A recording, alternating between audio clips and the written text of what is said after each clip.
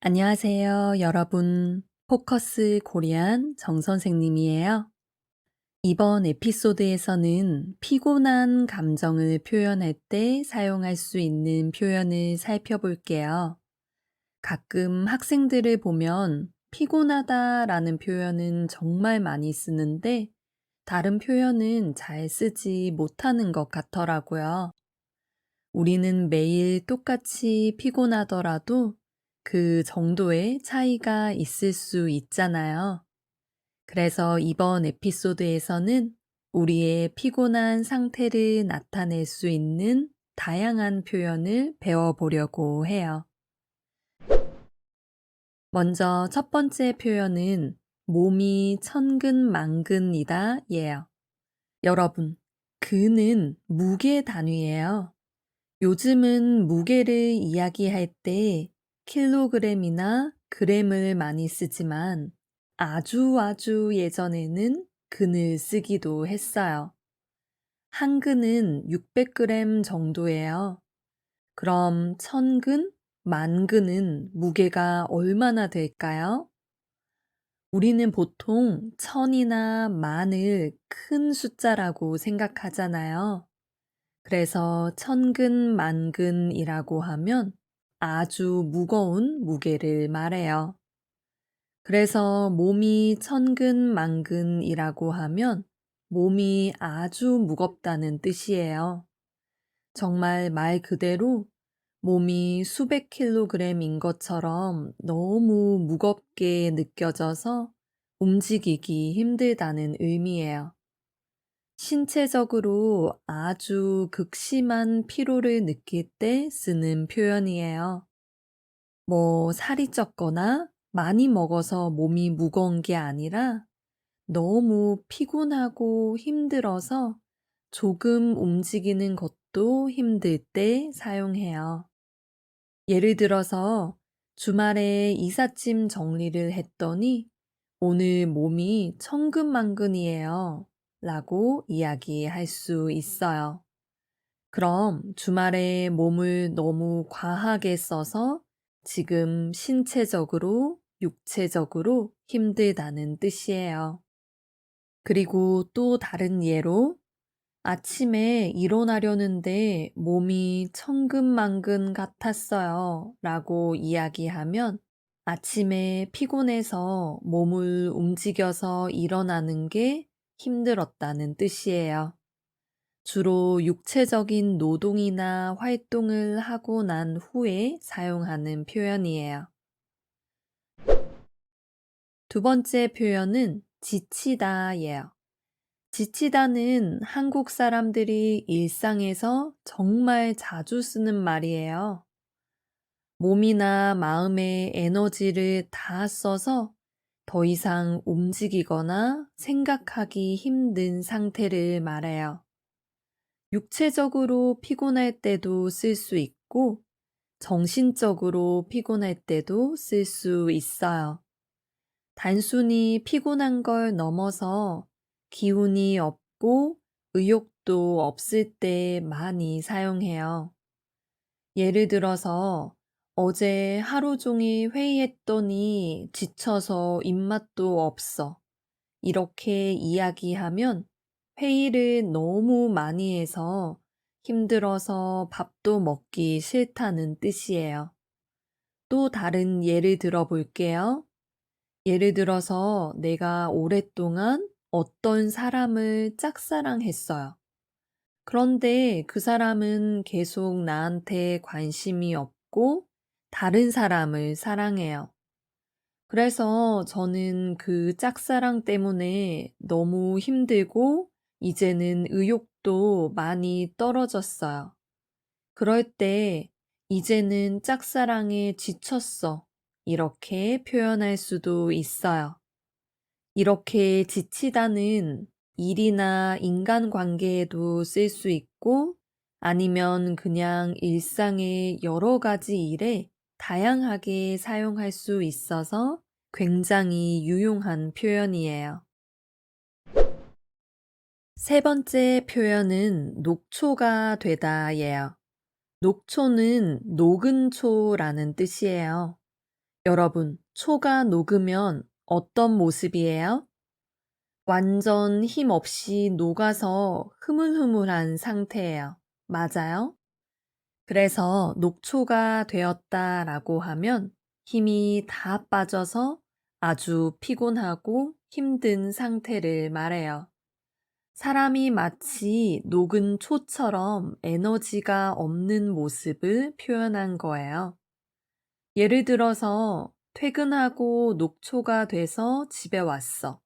이렇게 이야기하면 회사에서 너무 열심히 일을 하고 아주 피곤한 상태로 집에 왔다는 뜻이에요.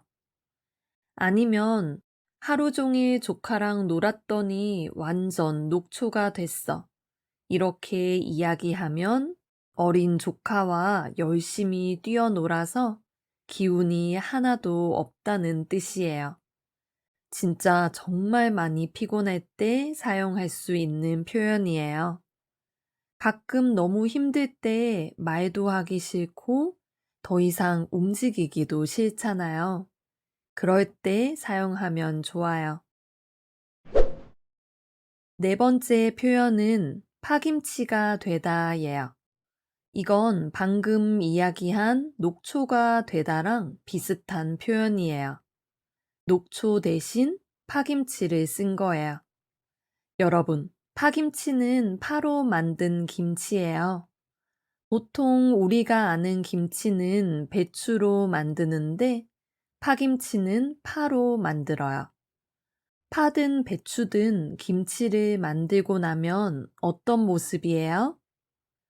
김치를 만들 때 먼저 채소를 소금에 절이기 때문에 채소가 숨이 푹 죽어 있어요. 파도 마찬가지예요. 파김치를 만들기 전에 파는 꼿꼿하게 힘있게 서 있지만 파김치를 만들고 나면 흐물흐물해져요. 그래서 파김치가 되다는 사람이 너무 피곤해서 기운이 하나도 없을 때 사용할 수 있어요. 예를 들어서 일주일 내내 수업하고 회의까지 했더니 파김치가 됐어요. 라고 이야기하면 수업하고 회의를 너무 많이 해서 지금 아주 피곤하다는 뜻이에요. 너무 피곤해서 파김치처럼 축 처졌을 때 사용할 수 있어요. 조금 전에 이야기한 녹초가 되다와 비슷하죠? 다섯 번째 표현은 뻗다예요. 너무 피곤하거나 힘들어서 쓰러지듯이 누워버리는 걸 말해요. 보통은 그대로 누워서 잠이 들었을 때 많이 사용해요. 예를 들어서 집에 오자마자 옷도 안 갈아입고 바로 뻗었어. 이렇게 이야기하면 너무 피곤해서 옷도 안 갈아입고 그냥 누워서 잠들었다는 뜻이에요. 너무 피곤해서 쓰러지듯이 눕거나 그대로 잠든 거예요. 그리고 뻗다는 술을 많이 마시고 잠이 들었을 때도 사용할 수 있어요. 어제 맥주 3병을 마시고 뻗었어. 이렇게 이야기하면 맥주 3병을 마시고 술 취해서 잠이 들었다는 뜻이에요. 여러분, 뻗다는 구어에서 친한 사이에 편하게 사용하는 표현이에요. 그래서 격식 있는 자리나 공식적인 자리에서는 사용하지 않는 게 좋아요. 마지막 표현은 축 늘어지다예요. 먼저 축은 어떤 것이 아래로 내려간 모양을 표현할 때 쓰는 단어예요. 그래서 축 처진 어깨 아니면 축 처진 뱃살 이렇게 이야기할 수 있어요. 그리고 늘어지다는 뭔가 길어져서 아래로 내려갔을 때, 처졌을 때 사용해요. 그럼 사람이 축 늘어진 건 어떤 모습일까요? 몸에 힘이 빠져서 몸을 제대로 세우지 못하고 늘어진 모습을 말해요.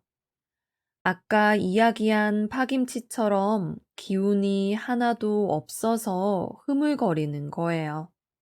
그래서 이 표현은 너무 피곤해서 제대로 앉거나 서 있지 못하고 누워 있을 때 자주 사용해요. 저는 너무 피곤한 날은 집에 도착해서 소파에 축 늘어져 있을 때가 있어요. 너무 피곤해서 아무것도 하지 않고 그냥 소파에 기대어 있는 거예요. 그리고 하루 종일 침대에 축 늘어져서 있었어. 이렇게 이야기하면 기운 없이 계속 누워 있었다는 뜻이에요. 뭔가 녹은 아이스크림 같은 느낌이라고 할까요? 그래서 축 늘어지다는 피곤할 때도 쓸 수 있지만 너무 더워서 기운이 없을 때도 사용할 수 있어요. 여러분, 이번 에피소드에서는 피곤할 때 사용할 수 있는 여러 표현을 살펴봤어요. 더 자세한 설명과 예문은 페이트리온에 올려놓을게요. 오늘도 들어주셔서 감사합니다.